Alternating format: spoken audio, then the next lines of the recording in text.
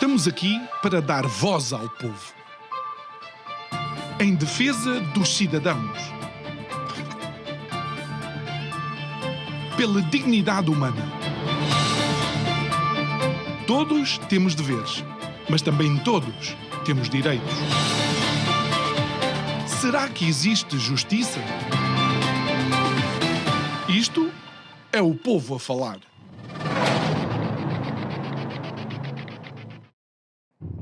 Continuamos a caminhar a passos largos para o dia 18 de maio deste ano de 2025, onde, uma vez mais, os portugueses vão ser chamados a mostrar nas urnas qual é a sua vontade ou, de alguma forma, qual a sua tendência em termos daquilo que pode ser a governação de Portugal. A verdade é que, também noutros países europeus, eleições têm havido que surpreendem algumas daquelas que são as visões desta nossa Europa. Na realidade, temos também que começar a questionar se esta Europa democrática, defensora desta democracia liberal, onde a voz de todos conta, continua realmente a ser tão democrática assim. Boa noite, o meu nome é João Nuno Pinto e isto é o Povo a Falar. Estou consigo de segunda a sexta-feira, neste mesmo horário, emissão em simultâneo, Curiacos TV e Rádio Vida 97.1.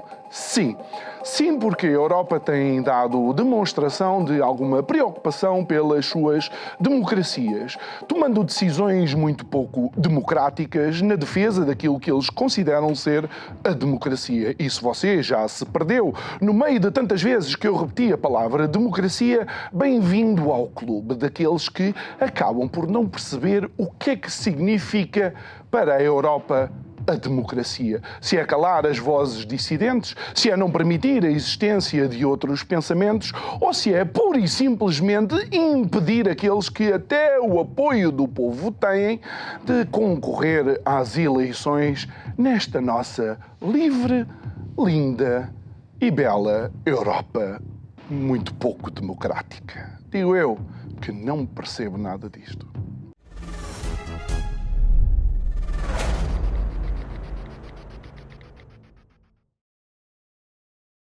De volta ao nosso estúdio para o pontapé de saída de mais uma semana de conversas. O nosso convidado de hoje é o Rafael Pinto Borges. Rafael, muito boa noite.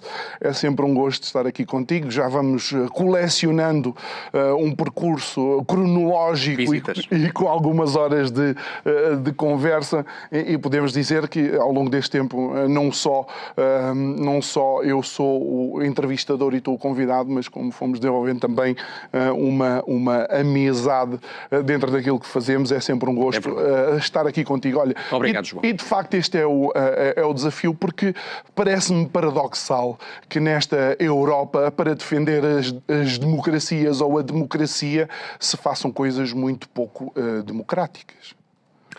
Pois, infelizmente é aí que parecemos estar atualmente.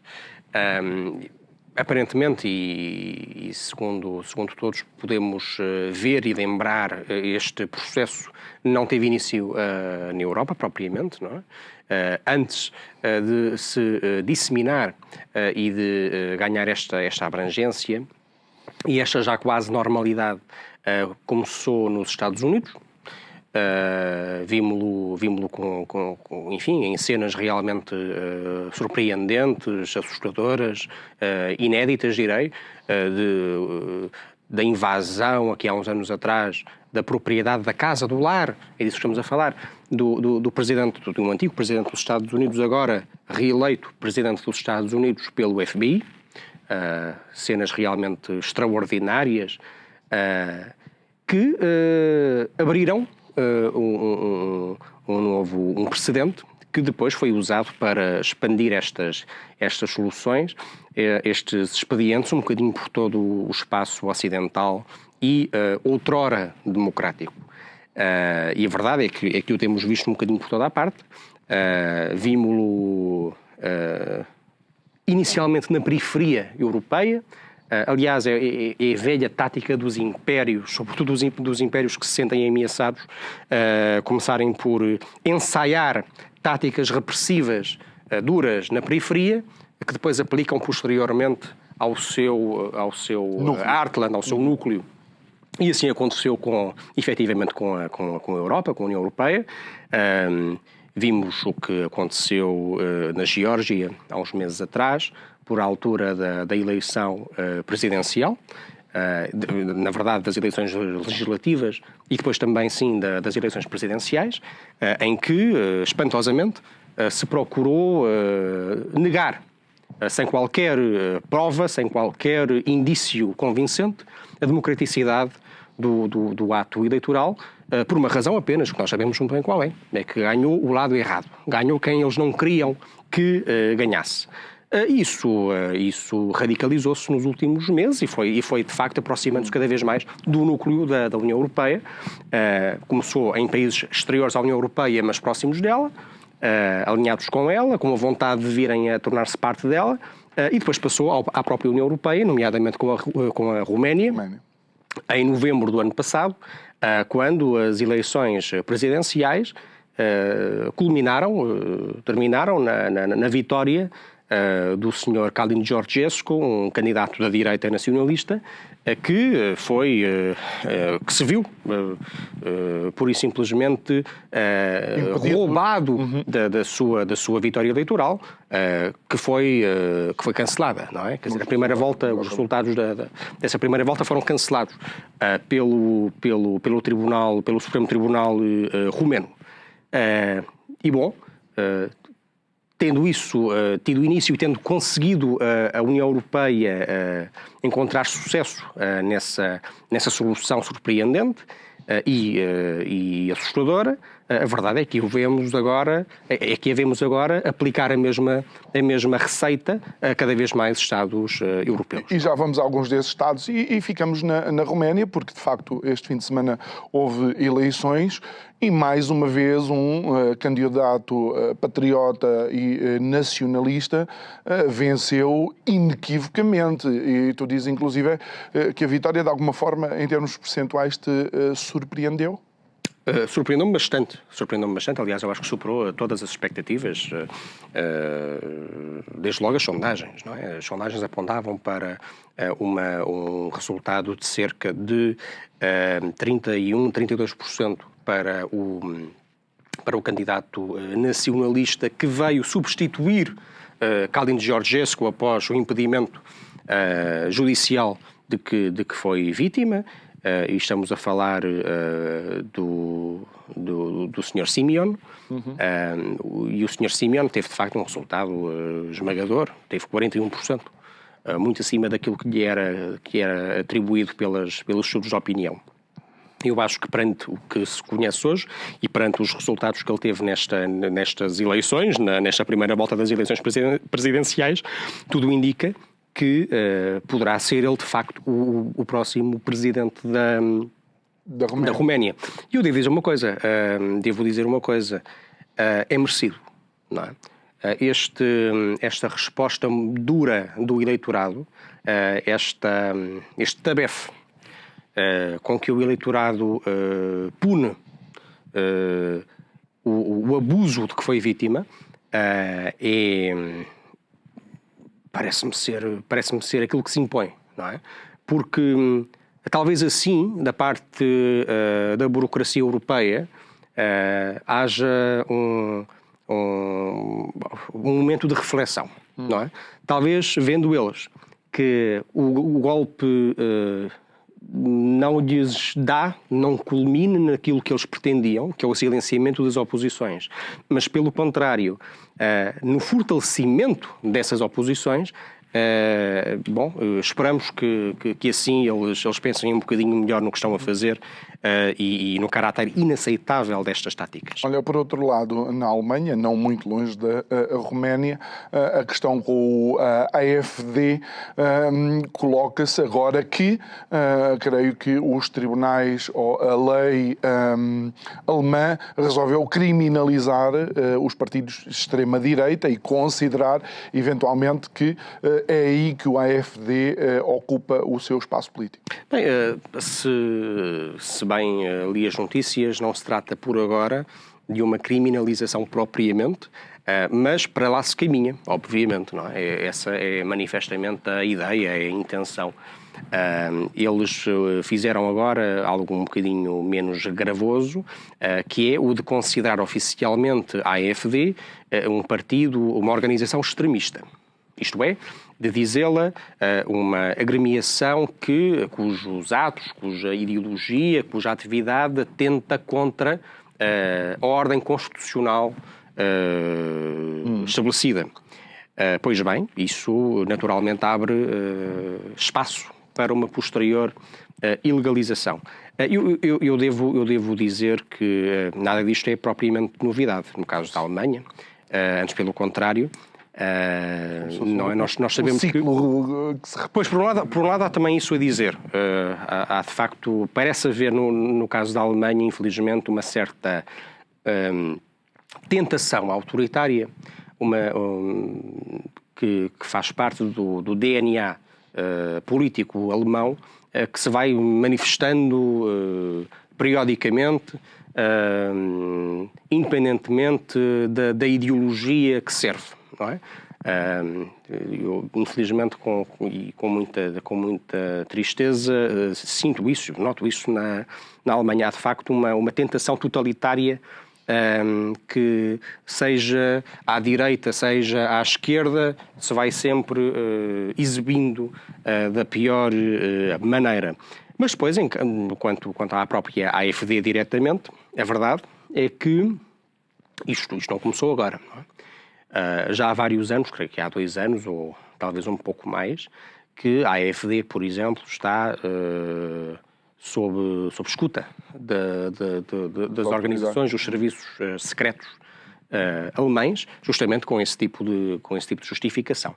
Isto não é escondido, isto não é uma prática lamentável, mas, apesar de tudo, mantida discretamente, não assumida por essas organizações públicas. Pelo contrário, que é o que me parece mais inacreditável, é algo que elas próprias assumem com a maior das frontalidades e das petulâncias, quer dizer... Existir um partido político que representa eleitores que está debaixo de investigação ou então que é tratado pela justiça de uma forma diferente dos outros partidos. Exatamente. E sendo que isso é absolutamente admitido pelas próprias organizações que participam nessa campanha de perseguição e de intimidação também, há esse fator a considerar. Eu, de facto, não conheço paralelo para isto, exceto em regimes reconhecidamente e afirmadamente autoritários. Evidentemente, por exemplo, no caso português, no Estado Novo, toda a gente sabia, e a própria ordem política não o escondia, toda a gente sabia bem que algumas organizações, que alguns partidos estavam sob o olho atento das autoridades, e elas admitiam, não quer dizer. O Estado português era anticomunista, afirmava-se anticomunista e perseguia, portanto, os comunistas. Nós temos agora uma solução que é francamente, sem qualquer, julgo eu, sem qualquer exagero, sem qualquer cedência ao drama, estamos perante uma situação que é completamente comparável, não é? Temos, efetivamente, instituições públicas que assumiram um registro puramente ideológico, que se afirmam representantes e escudo e espada de uma certa ordem ideológica, liberal, globalista, imigracionista, que julgam poder e dever defender através da repressão. E não lhes importa que instituições que deveriam ser absolutamente independentes e separadas, como a justiça, estejam também debaixo, por assim dizer, dessa alçada ideológica, tendo 2 pesos e 2 medidas, e daqui da Alemanha podemos saltar para a França e ver aquilo que aconteceu com Le Pen. Não, quer dizer, sabes, eu não sou propriamente um liberal, e quem me conhece e porventura quem me lê sabe-o bem. Isto diverte-me no sentido, na medida em que parece provar uma série de preconceitos, não é? Desde logo arrasa deixa em cacos a ideia, a presunção melíflua, encantadora, mas francamente muito pouco convincente da separação de poderes, não é? E da independência dos poderes em relação aos todos, em relação aos restantes. Como vemos, isso não existe. Não há separação de poderes absolutamente nenhuma. Os Estados não são realmente, mesmo quando assim se afirmam, não são verdadeiramente democráticos. São mais ou menos democráticos, mas fundamentalmente são oligárquicos e respondem perante elites que, em função do grau de ameaça ao seu poder que sentem, que antecipam, agem com maior ou menor severidade. E neste momento, como se percebe, o grau de ameaça e o grau portanto, de desconforto dessas elites, um pouco por toda a Europa, é realmente grande. Nós falamos hoje num contexto, no caso da Alemanha, por exemplo, em que a AfD não é já sequer um partido significativo da oposição. Na verdade, a AfD é o maior partido alemão. Não é o terceiro maior partido, não é o quarto maior partido, não é um partido com 10%. Hoje a AfD tem cerca de 25, 26, 27% nas sondagens e está à frente da CDU, o partido que venceu as últimas eleições alemãs há um mês, sensivelmente, atrás. E, portanto, a ameaça é realmente aguda, não é? E perante... A ameaça ao status quo, exatamente, ao status quo, ao establishment, ao sistema dominante na Alemanha. E a mesma coisa, lá está, a mesma coisa um pouco por toda a parte, e a isso se deve esta reação que surpreende, sobretudo pelo seu desbocamento, não é? Pela sua ousadia. É de facto uma coisa de um fenómeno muito audaz.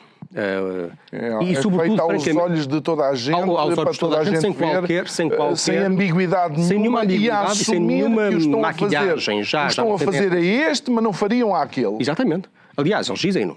E toda a gente... Sobretudo, eu acho que, vejamos, eu vi alguns partidos portugueses, nomeadamente a IEL, cujos responsáveis celebravam com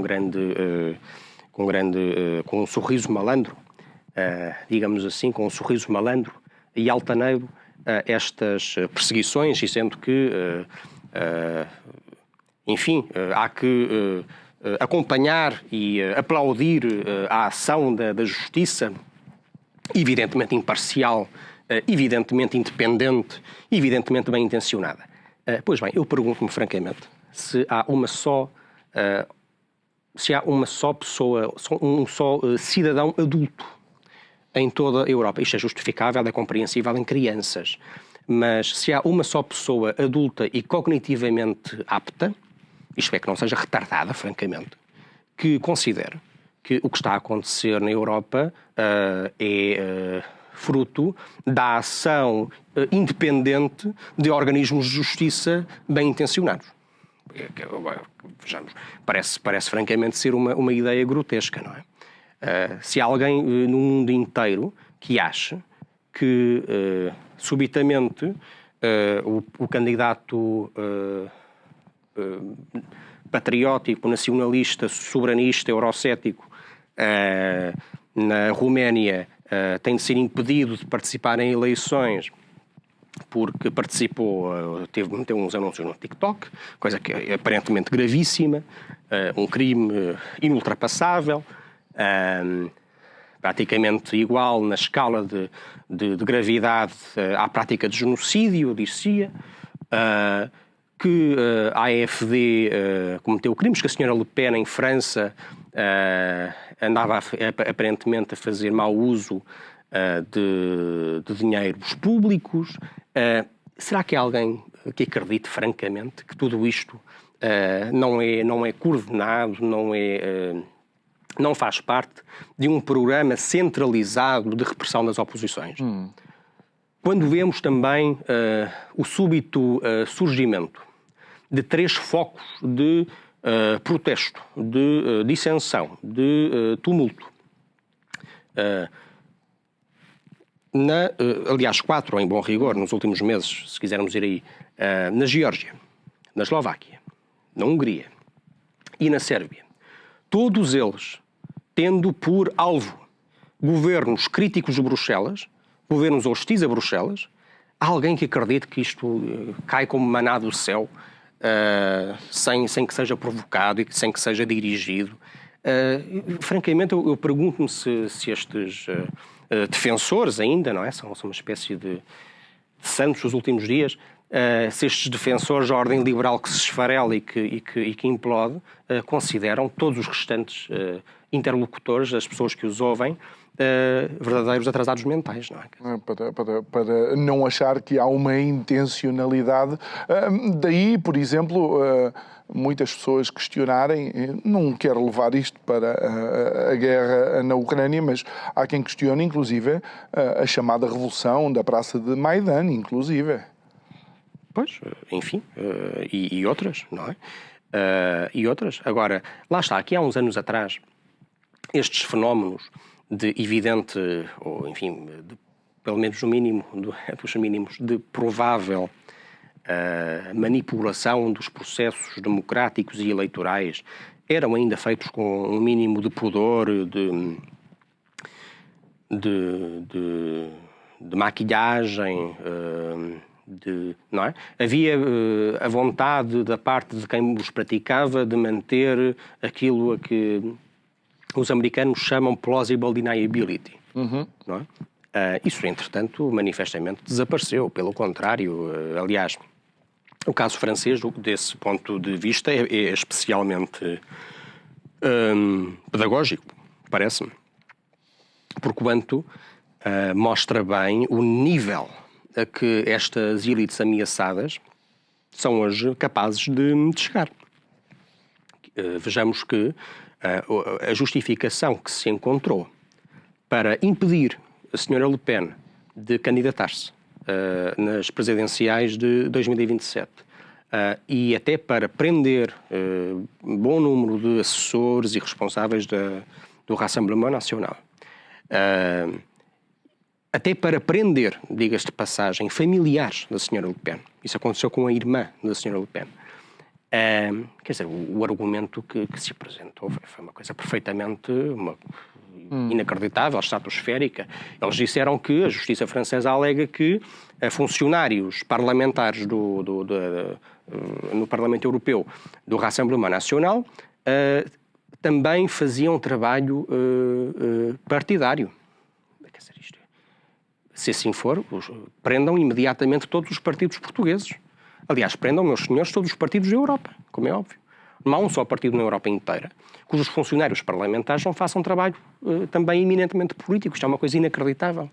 Isto é um nível de descaramento. Mas não achas que o mais surpreendente foi a adenda? Ou seja, ela poderia muito bem ter sido condenada e não ficar impedida de concorrer. Podia existir uma condenação, não é? Ela pagaria, não sei se com pena de prisão ou pena suspensa, ou devolveria o dinheiro, mas não ficaria impedida. Como tu sabes, ela foi impedida de concorrer especificamente durante 2 anos.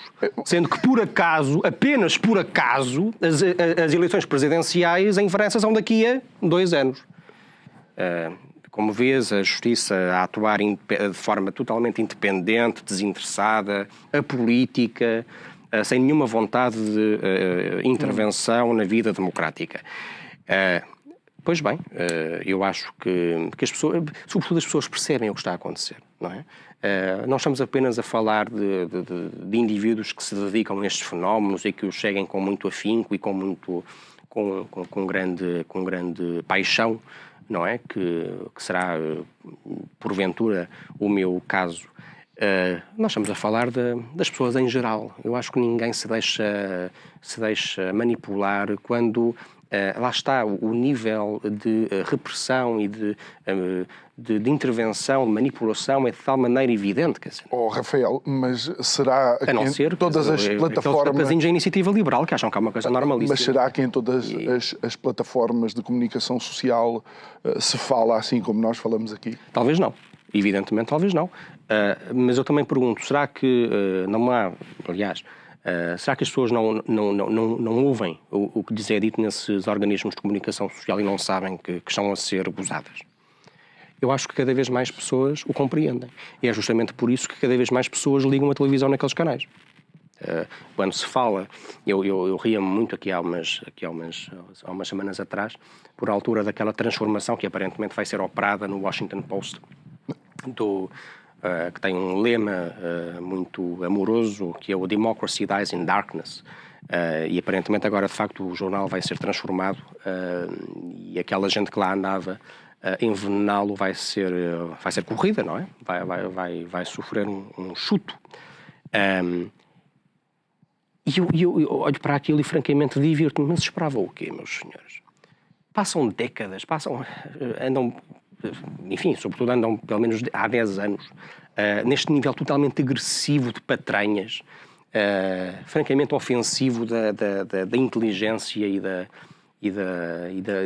capacidade cognitiva das pessoas comuns, e não esperavam qualquer reação. Não esperavam que as pessoas, por isso, simplesmente deixassem de comprar o vosso jornal, que deixassem, por isso, simplesmente de ver o vosso programa, que deixassem, por isso, simplesmente de ligar o vosso canal. É a mesma coisa, enfim, porventura mal comparado.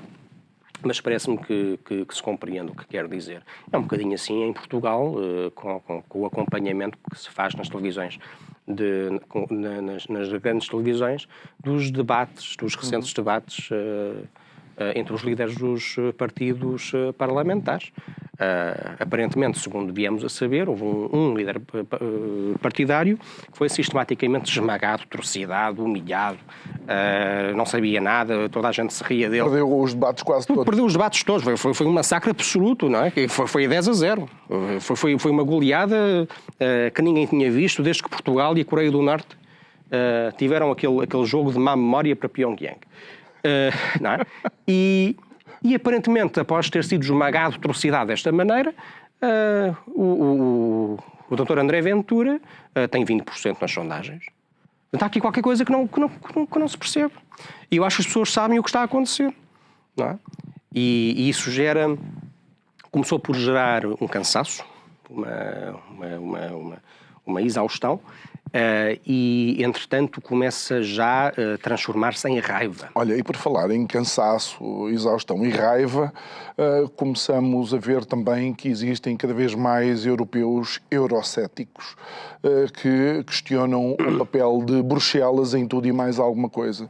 E uma coisa é certa, Rafael, para existir marionetes tem que existir o puppeteer, ou o que controla as marionetes. E é em Bruxelas que encontramos? Eu não sei se é em Bruxelas, nos gabinetes oficiais, ou se é algures atrás desses gabinetes. Seja como for, sem dúvida alguma, Bruxelas transformou-se num poderoso instrumento de controlo que age de maneira muito visível e muito despoderada, não é? E efetivamente, diga-se de passagem que não foi apenas Bruxelas. Eu consigo pensar em outros exemplos que me impressionam. É o caso, por exemplo, do secretário-geral da NATO. Se me permites o desvio. O secretário-geral, exatamente, o Sr. Rutte. Mas isto, na verdade, isto mantém-se desde há várias gerações de secretários-gerais da NATO até aqui. E eu leio permanentemente nos jornais que o Sr. Rutte faz périplos pelas capitais no sentido de defender enfim, as suas opções políticas, por exemplo, em relação à guerra no leste e a outros assuntos. E eu pergunto-me, mas quem é que este senhor representa, francamente? Quem é ele? Que eu saiba, pelo Tratado Atlântico Norte, o secretário-geral da NATO não tem nenhum poder, não é um Estado-membro. Ele não é um Estado-membro, não representa um Estado-membro. A função do secretário-geral da NATO é só e apenas coordenar a vontade dos Estados-membros, de encontrar pontes, Mas aquele senhor defende, ele, seja o que for, porquê? Quem é que lhe atribuiu essa competência? De que forma é que nós precisamos de um secretário de Estado geral da NATO? De que forma é que nós precisamos de um secretário-geral da NATO? Políticas. Com opiniões políticas e a defender opções políticas e a querer impô-las aos Estados-membros. Portanto, este senhor não faz falta absolutamente nenhuma e está totalmente enganado quanto ao seu papel. É um bocadinho a mesma coisa, aliás, com a Presidente da Comissão Europeia. A Ursula von der Leyen. A senhora von der Leyen não representa ninguém. Não representa absolutamente ninguém. No cumprimento das suas funções de Presidente da Comissão Europeia, ela não representa a Alemanha, que é o seu país. A sua função devia ser de harmonizar posições entre os verdadeiros detentores da soberania no seio da União Europeia, que são os Estados-membros. Não é o gabinete da senhora von der Leyen. Não é a Comissão Europeia. Não é o Conselho Europeu enquanto instituição. É apenas como agregação da vontade dos diversos Estados-membros. E, de facto, desse ponto de vista, houve um apossamento unilateral, ilegítimo, ilegal, de competências por institutos, por organizações, neste caso a Secretaria-Geral da NATO ou a Presidência do Conselho, da Comissão Europeia, peço desculpa, ou até do BCE. Que é intolerável, exatamente, ou até do Banco Central Europeu. E tudo isto é de uma grande gravidade. Sobretudo quando vemos que estas instituições, que agem autonomamente, que agem no uso de poderes que ninguém lhes atribuiu, tentam depois usar, e não tentam apenas, usam efetivamente os seus vastos poderes de influência para cercear a liberdade dos Estados-membros, das respectivas organizações, para silenciar os povos desses Estados-membros e até para perseguir politicamente líderes de opinião, líderes políticos desses países. Eu recordo que o Sr. Georgescu, por exemplo, foi efetivamente detido. Ele foi detido. A mesma coisa aconteceu com dezenas de representantes do Rassemblement Nacional. Pelo que nós não estamos já a falar somente de leves acertos e limitações à liberdade. Estamos a falar de pessoas presas. Estamos a falar de pessoas presas. Enfim, eu de facto fico muito contente, muito feliz por ver a amplitude e a dureza com que os romenos responderam a este assalto à sua liberdade e à sua democracia, e espero que isto continue por toda a parte. Até porque nós, por esta altura, já percebemos uma coisa.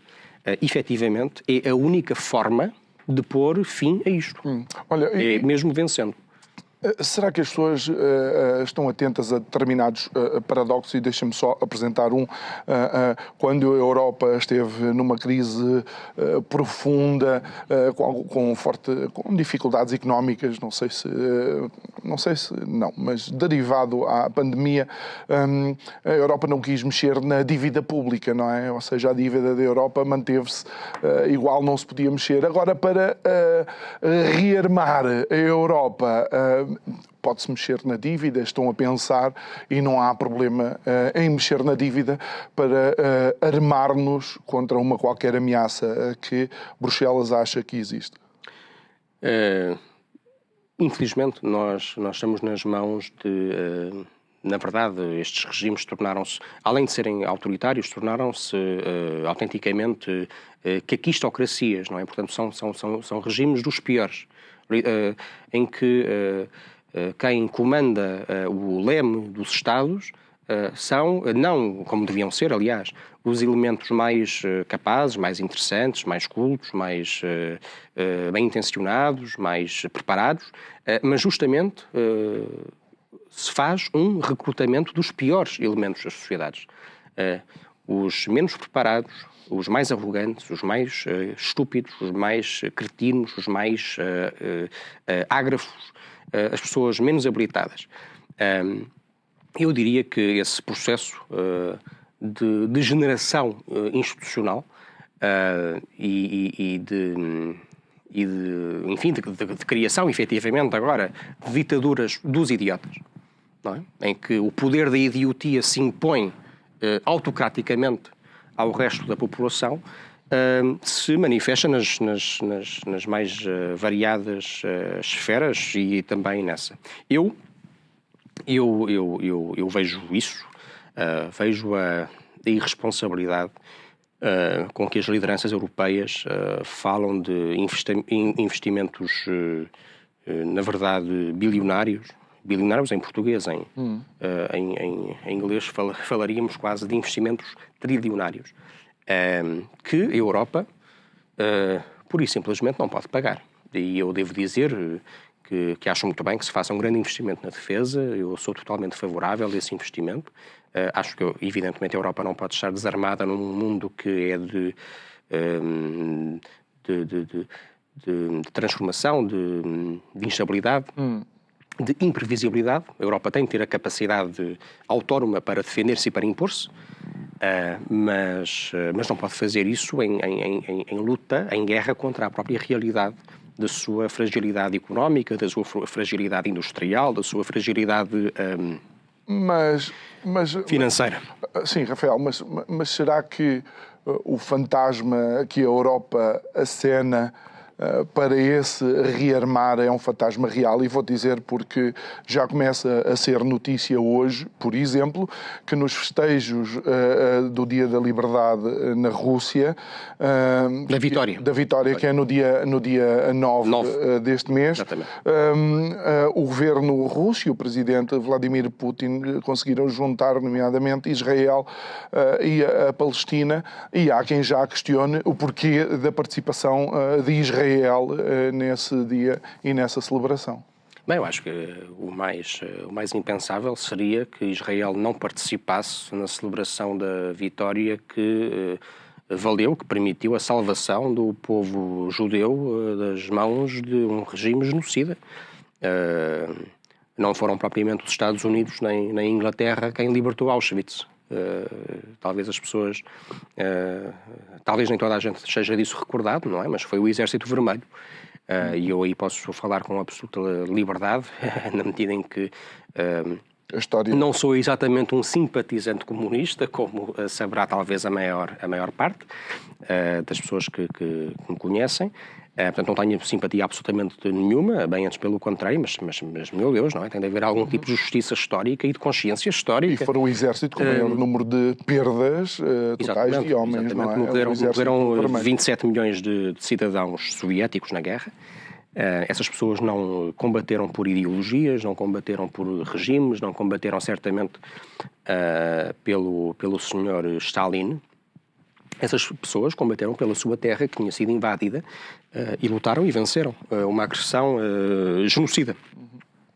Aliás, é o que se separa de... Nem são responsáveis das decisões políticas posteriores dos governos, neste caso do governo de Stalin. Não é? Muito curiosamente, ainda hoje era publicado, e foi publicado um texto meu sobre este assunto, mais ou menos, numa revista com a qual colaboro no estrangeiro, pan-europeia, sobre a participação agora nas celebrações do Dia da Vitória, no dia 9 de maio, pelo presidente da Sérvia e pelo primeiro-ministro da Eslováquia, o Robert Fico da Eslováquia e o Aleksandar Vučić da Sérvia. Enfim, a União Europeia tem movido uma campanha duríssima contra esses dois líderes, devido à sua ida a Moscovo, não é? O que considera a União Europeia ser uma traição geopolítica, porque ninguém pode ir a Moscovo agora, está proibidíssimo, ninguém lá pode pôr os pés, ninguém pode ir à Galeria Tretiakov, porque é um crime contra a unidade da Europa, contra os valores democráticos e ocidentais, contra esses disparates que eles dizem. Mas eu acho que o que as pessoas não compreendem é que para muitos destes Estados, em particular no leste, a participação, a ida a Moscovo para o dia da vitória, não é propriamente um piscar de olhos sobre a geopolítica contemporânea. Não é isso que está em causa. Nós estamos a falar de países, de povos, que teriam sido exterminados pela Alemanha nazi, que não existiriam hoje se não tivessem sido libertados pelos esforços, pela galhardia do soldado soviético na Segunda Guerra Mundial.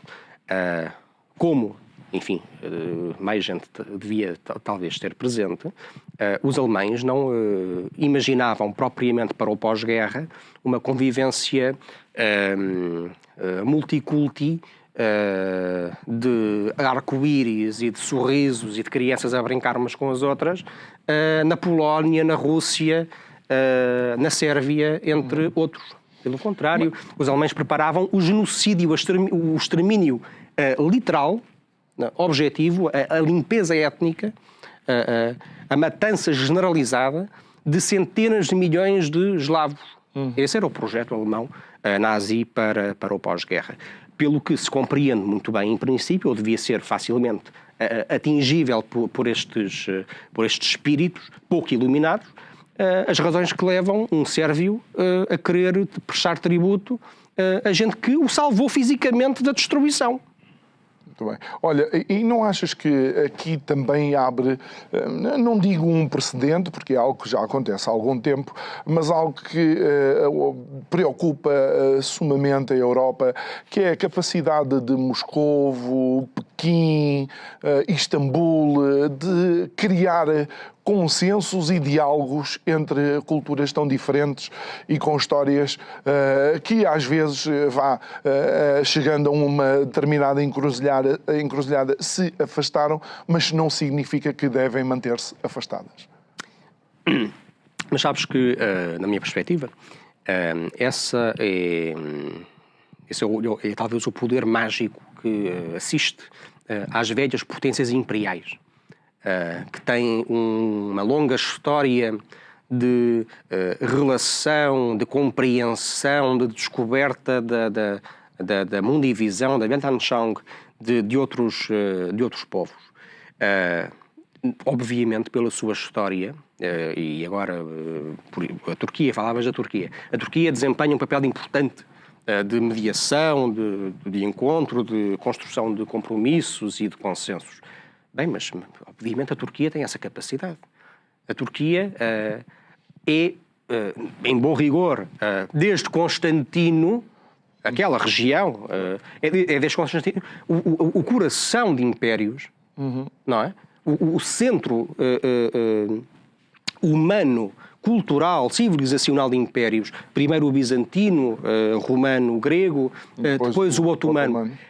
Tem essa sensibilidade. Falamos de Estados naturalmente multinacionais, falamos de Estados naturalmente plurireligiosos, falamos de gente cuja vida, cuja memória histórica, milenar, foi sempre de compreensão de sensibilidades distintas. Os arménios, os gregos, os búlgaros, os russos a norte, os árabes a sul. Eles têm essa capacidade. E eu devo acrescentar uma coisa a esse respeito. Nós também temos. Nós, enquanto antigo povo imperial, também a temos. Nós passámos 500 anos da nossa vida comum, fora da Europa, a descobrir outros, a compreender outros, a dialogar com outros, a perceber o que lhes vai no espírito, a falar-lhes de nós e a ouvir deles. E esse é um capital poderoso. Como, por exemplo, e Rafael, e isto, mais uma vez, há pouco falavas de informação, da capacidade que nós temos de estar bem informados, e eu também coloquei em cima da mesa o total deserto que é de conversas como esta nos principais canais televisivos.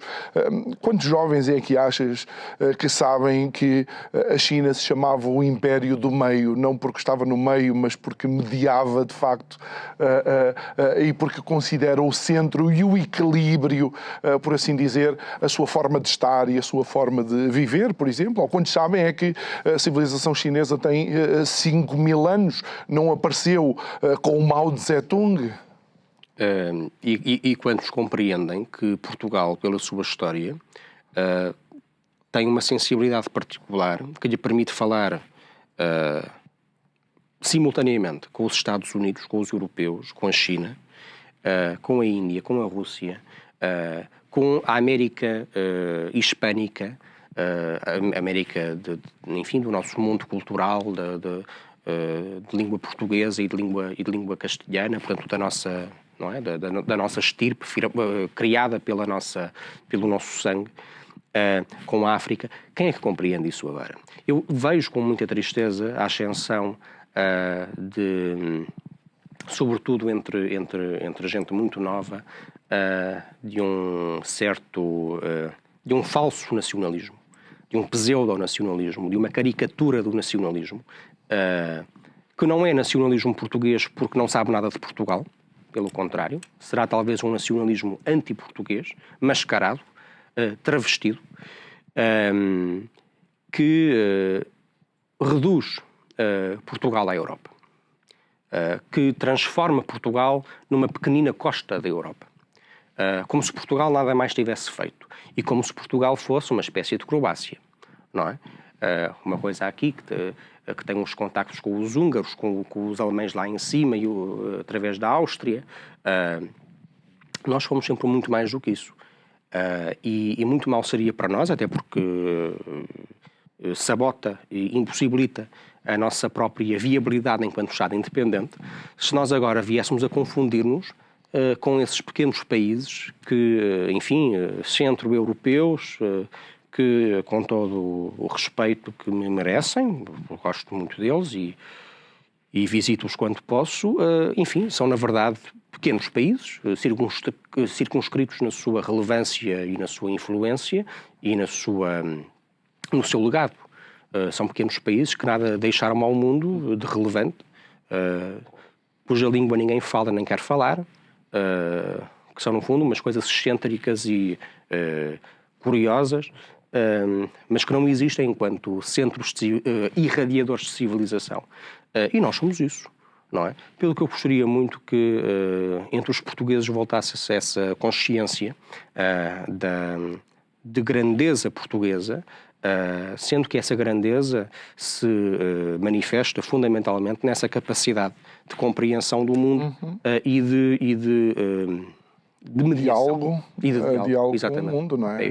Temos, se não me engano, 515 anos de diálogo com a China, não é? Foi a China que chegámos há mais de 5 séculos.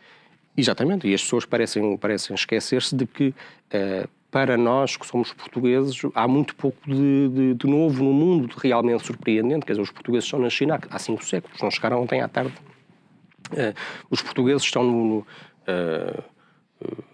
na Índia há 5 séculos, os portugueses estão nas Américas há 5 séculos. Não somos recém-chegados, nem podemos, nem faz sentido, não é compreensível, não é aceitável que tenhamos uma postura de deslumbramento com mundos que, na verdade, conhecemos há muito tempo. E isso teria-nos dado bagagem com a atitude certa e com a inteligência para liderar alguma coisa, não é? Pois, é o que devia Para ser. terminar, Rafael, 30 segundos, sim. Bem, é justamente isso, não é? Eu gostaria muito que essa percepção, essa compreensão regressasse entre os portugueses, porque se assim não for, Portugal extingue-se, não é? Portugal perde toda a razão de ser. E ficamos então aí sim limitados aos 560 km de norte a sul e 250 do mar até à fronteira com a Espanha. Coisa que não somos, porque Portugal é um mundo, não é? Muito bem. Rafael Pinto Borges, muito obrigado por ter estado aqui. Obrigado. É sempre um gosto conversar contigo. Obrigado a si que nos acompanhou em mais um programa. Sabe que pode rever esta conversa subscrevendo o nosso canal de YouTube. Vá lá, clique no sininho para receber a notificação e, mais uma vez, caso você seja um daqueles que é madrugador e gosta de ouvir de manhã bem cedo, quando vai para o trabalho ou deixar as crianças à escola, pode procurar-nos nas principais plataformas de podcast e ouvir então essas conversas. Resta-me agradecer, desejar-lhe uma ótima noite e relembrar que amanhã estamos de volta para mais um programa. Obrigado, até amanhã.